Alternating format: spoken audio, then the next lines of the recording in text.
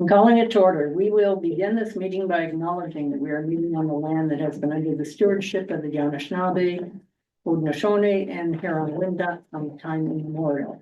As settlers, we're grateful for the opportunity to meet, live, and play on this land, and we thank all generations of Indigenous peoples from the past to the present who currently continue to extend the sharing of this land with us.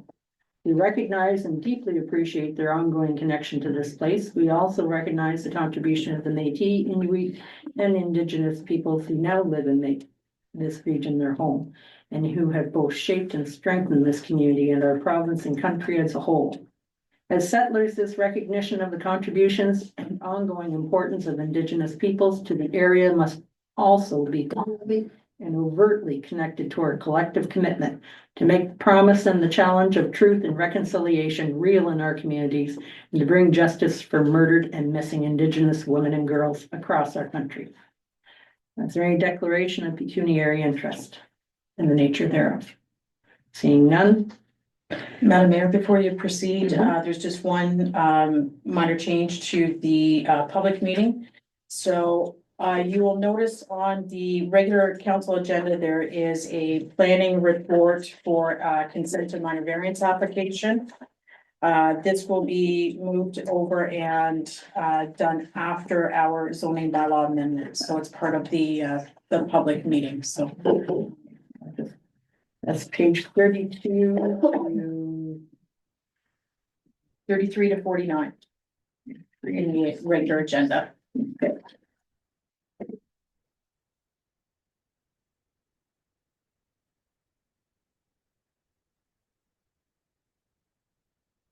Thank you. I was wondering why it was mixed in there. Okay, so the purpose of this meeting, it's a public meeting as for the zoning bylaw amendment of Z01-25-H at 2370 Howe Island Drive.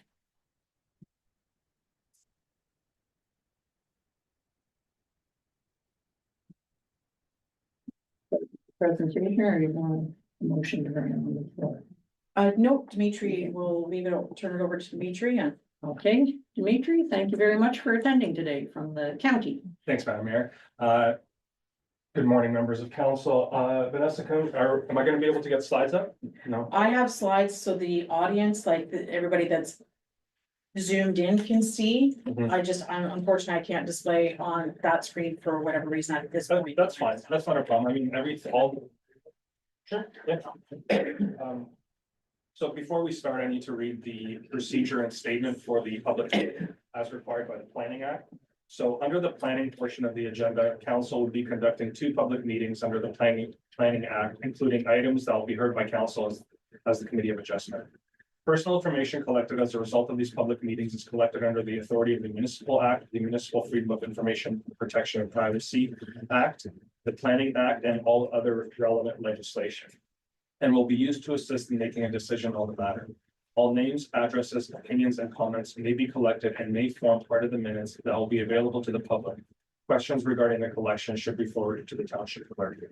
Any person who wishes to receive a copy of the minutes of the public meeting, a copy of any planning report, or notice of council's decision on any of the application should indicate their full name, address, postal code, and other relevant contact information to the clerk prior to the meeting. If a person or public body does not make an oral submission of the public meeting or make written submissions of the Township of Frontenac Islands before council makes a decision on the planning application, the person or public body is not entitled to appeal the decision of the Township of Frontenac Islands to the Ontario Land Tribunal and may not be added as a party to the hearing of an appeal before the Ontario Land Tribunal unless, in the opinion of the tribunal, there are reasonable grounds to do so. The procedure for the public meeting will be as follows. The planner will explain the purpose of the public meeting and provide a brief overview of the application and summary of the review and recommendation. The applicant will then be provided with an opportunity to provide any comments they have about their application. Members of council will then have the opportunity to ask a question of the applicant and the planner. The mayor will then inquire if there are any members of the public who wish to make an oral or written submission on the proposed application. If so, you should announce your name and mailing address before providing your comments. Please be aware that anyone wishing to address the application should direct their comments and questions through the chair or the mayor. So the first application in front of you is Z0125H. This is an application for the rezoning of a parcel of property located at 2370 Howe Island Drive, legally known as Part Lot 2 South Range, Howe Island in the township of Frontenac Islands. The purpose of this application is to rezone the western or the left half of the subject property. That parcel is about 1.86 hectares or 4.6 acres in area. And the purpose of this rezoning is to increase the minimum water body setback from 30 meters to 35 meters. What the zoning change will do is essentially change the zoning of the property from shoreline residential type 1 or SR1 to shoreline residential type 1 exception zone 3 SR1-03. So what this means is that an additional stipulation will be added or provision will be added to the zoning bylaw portion of the property that basically requires all new development to be located more than 35 meters from the edge of the water or 30 meters from the top of the bluff that's along the shoreline. This rezoning application is a condition of approval of consent application D0824H, which was approved by the township clerk through the delegated approval bylaw. That application proposed the creation of a new 1.67 hectare, 4.13 acre waterfront property. During the technical review, CRCA or the Cadillac Region Conservation Authority, who are responsible for matters of natural hazards, went out and visited the property, and they noted that there's a bluff along the shoreline of the vacant retained lands. And that's the parcel that's subject to the rezoning application. They noted that based on the calculations that they are required to do under their policies, as well as the Ontario regulations that are they're required to follow, the minimum setback from the water needed to be increased to 35 meters to avoid the erosion hazard that exists because of the type of shoreline that is on the retained lands. Because the township zoning bylaw requires a 30-meter setback or a 98.4-foot water body setback, the modification to the bylaw is required to ensure that future development is outside of this erosion hazard. Both the provincial and township policy, as well as the CRCA policy, require new development to be located outside of any lands that are deemed to be hazards. In this case, anything within 35 meters of the water is deemed to be a hazard by the Conservation Authority due to the erosion. So in terms of comments that were received on this application, the Cadillac Region Conservation Authority, of course, noted the presence of the erosion hazard that was identified during the consent application stage or the lot creation stage. They reiterated their comments for this zoning bylaw amendment. The septic approval authority, being the township chief building official, was circulated on the consent or the lot creation application. He noted that the new retained parcel is capable of supporting a new septic system on the property, so it's a developable lot. We didn't receive any public comments on this file. So the recommendation from planning is to approve this application if no new issues arise at the public meeting. Planning staff are of the opinion that the proposed rezoning conforms to the township zoning bylaw, the township and county official plan, as well as the provincial policy standard. Thank you. Okay, thank you very much. Questions from council? Mr. Ackley? I have no questions. Mr. Saunders? Are the applicants okay with this additional second? Discuss this with the applicants, and everybody seems to be on board. Thank you. Councillor Holden? No questions.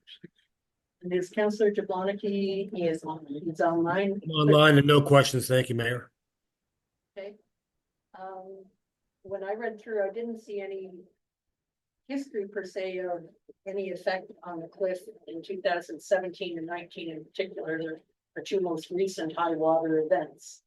And I appreciate the further setback and that we've all seen pictures of homes that were greatly affected in many places.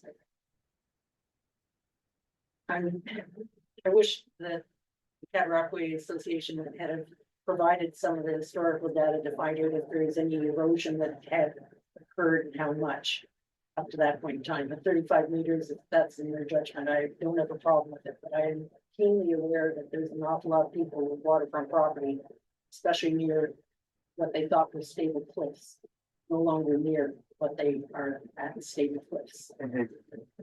Yeah, I mean, I think when I went out with the Conservation Authority, when we both did the site visit, and looked at the bluff. I'm not sure if they have data to track how much erosion is occurring every year. The way that they use, that their OREG requires them to define what is hazard land and what's not hazard land is first of all, you look at the steepness of the slope. And then you look at what the underlying geology is of that slope. Most cases, a majority of the shorelines in this area, you've got the limestone geology. In this case, we couldn't see any evidence of limestone. It's pretty much sand clay. So what they do is there's a formula that's applied, and then they based on that formula plus a little bit of additional distance, they're able to determine what a reasonable setback is from that erosion limit. So I think it's a tough one in this township because the Conservation Authority doesn't really have regulation over shoreline development. So there's no permitting that's required, but when we process planning applications under the provincial policy statement, we still have to consider natural hazards. So that's how their comments come into play for us. Okay, so they made no mention of proposed breakwater or anything of that nature to help limit it in the future. Typically, they didn't, to answer your question, but the Conservation Authority does not recommend mitigation measures unless the hazard or the development situation is unavoidable. In this case, they will usually require a certain distance of separation between the hazard and new development so that you can prevent development from being impacted rather than mitigate impact. I hope they got it right then. Okay, thank you. Any other questions? Seeing none, Moved by Deputy Mayor Saunders, seconded by Councillor Ackley, that the application for a zoning bylaw amendment file number Z 01-25-H for a parcel located 2370 Howe Island Drive, part lot 23, South Range, Howe Island, Township of Frontenac Islands be approved, and that zoning bylaw number 015-2013 of the Township of Frontenac Islands, Frontenac, as amended, be further amended as per attachment 2, draft bylaw in Schedule A to amend zoning bylaw number 015-2013, and that council determines that in accordance with section 3417 of the Planning Act, no further notice is required prior to the passage of the bylaw, and that amending bylaw be presented to the council for all 3 readings. okay, all in favor? Carried. Didn't hear from you, Councillor Jablonski. Yep, in favor. Okay, thank you. All right, now to the next. So the second file that we're doing is actually a combined minor variance and consent application. The application numbers for this one is B0924W, that's the consent portion, and then A0224W, that's the minor variance portion. The subject property for this application is located at 1190 Road 95, or part lot 23 and part lot 6, concession 7, south of baseline and east side of Road 95 on Wolf Island in the Township of Frontenac Islands. So what this application is to create a new agricultural lot that is undersized according to the zoning bylaw. So section 4.23A of the township zoning bylaw requires all new agricultural lots to be at least 20 hectares or 50 acres in area. The lot that's proposed under this application will be 19.72 hectares or 48.74 acres. So what this combined application is it's an application that asks for the severance of a property combined with a minor variance, which asks for some relief from the zoning provisions specifically related to the minimum lot size. The variance under this application is 0.28 hectares or 1.26 acres. That's the deviation between the proposed and what's required. So this, I'll just give you a rundown of the slide that I wanted to show you, but essentially the Sever parcel is 19.72 hectares in area. It's got 303 meters of frontage on Road 95 and 145 meters of frontage on Button Bay Road. It's that portion, the proposed severance portion is developed with a dwelling, accessory structures, and a wind turbine. There is no change in the proposed use of the property. Both the retained and the severed parcel are designated as agriculture and zoned as agriculture in the township official plan and the zoning bylaw. The retained parcel is going to be 20 hectares or 50 acres in area with about 305 meters of frontage on Road 95. This portion of the property is currently vacant, with agriculture being the main activity, and the proposed development or the proposed use for this property is no change, so it's going to remain vacant and you continue to be used for agriculture, but we did assess it as a developable residential parcel. No comments from the Cataraqui Region Conservation Authority were required in this situation because county planning staff did not identify significant natural hazards on the property that would limit the development envelope to an unreasonable standard. No comments were also required from the Septic Approval Authority, mainly because of the size of the retained parcel, and the severed parcel is already developed with its own existing sewage system. We also didn't receive any public comments on this one. Under section 45(1) of the Planning Act, so this is the section that deals with the assessment criteria for minor variance application. A minor variance application must meet the 4 tests of minor variance. Those 4 questions or those tests are: is the application minor? Is the application desirable for the appropriate development of the lands in question? Does the application conform to the general intent of the zoning bylaw? And does the application conform to the general intent of the official plan? County planning staff have the opinion that the minor variance portion of this combined application does meet the 4 tests set out by section 45(1) of the Planning Act. We are also of the opinion that the consent application also is in line with the township official plan and the zoning bylaw.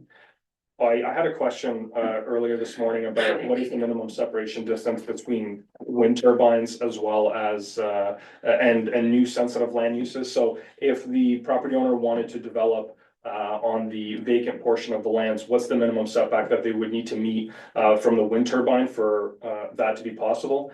The answer to that question is a little bit nuanced. So the zoning bylaw actually doesn't stipulate any requirements for new sensitive land uses from existing wind turbines, but there is a regulation, an OREG, that applies to new wind turbines. That regulation basically states that new development must be located at least 550 meters from the base of new towers must be located at least 550 meters from the nearest wall of a noise receptor or being a dwelling. The wind turbine in this situation meets that minimum setback requirement. There is space on the property along the Road 95 frontage that would allow the development of a new dwelling that meets 550 meter separation distance from the existing tower. Now, this is kind of like reverse engineering because that regulation applies to new towers, not new sensitive land uses. The separation distance between existing towers and new sensitive land uses is something that needs to be addressed by the zoning bylaw, which it is not. But in any case, planning staff are of the opinion that even if there was a provision in the township zoning bylaw that required a minimum separation distance of about 550 meters from the base of the tower to a new dwelling, that could easily be met by the property that's being proposed near the frontage of the road, which is generally where you would see development be located anyway. So overall, planning staff are of the opinion that the proposed combined application for the creation of an undersized agricultural lot meets the intent and conforms to all relevant county, township, and provincial policies, and that the application should be approved. Thank you. Okay. correctly? Sounds great, Dimitri, yeah, doing your Councillor job, 100%. Councillor Saunders? Thank you. Your very thorough report. Appreciate it. Obviously, a lot of investigation. Again, kind of the same question. Is the applicant okay with this? Do they have any concerns or is the applicant okay with this? I would defer that question to the applicant. Do you have any concerns with the wind turbine? We have no concern. Thanks. Councillor Holton? No questions, thanks. Councillor Jablonski? Yeah, thanks, Madam Mayor. One fast question. How large is that property again now, the new divided property? How large is that? So the one is gonna be 50 acres and the other one is gonna be over 48, so 48 and something. Great. Thank you very much. No further questions. Okay, and just for clarity, the piece with the buildings and the house and that is the smaller of the pieces. Let me just confirm. The applicant is nodding his head. Yes, it is. Yes. Yeah. I just want to make sure my answer is right here. Yeah. And thank you for answering that question about the turbines. That want to do something that would negatively impact that there can never be a house built on that property and that, and obviously it sounds like it can be, so that's great. All right. Any further questions? Okay, Moved by Deputy Mayor Saunders, second by Councillor Holton, that consent application number B that, excuse me, -09-24-W and minor variance application number A-02-24 for the property located at 1190 Road 95, legally described as Part Lot 6, Concession 7, south of baseline and east side of Road 95, Wolf Island, Township of Frontenac Islands, for the creation of a new undersized agricultural property be approved, subject to the conditions noted in Appendix A of the planning report.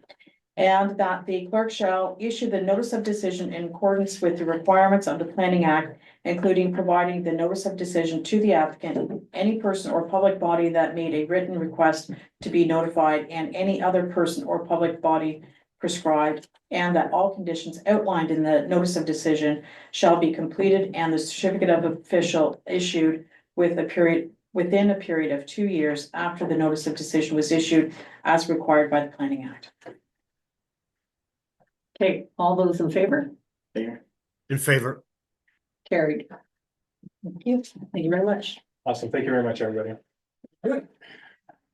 Moved by Councillor Ackley, second by Councillor Jablonski, that the public meeting adjourns. At All those 10:23. All those in favor? In favor. Adjourned at 10:23. We will resume at 10:30 for the regular meeting of the council. Thank you. One thing I want to try.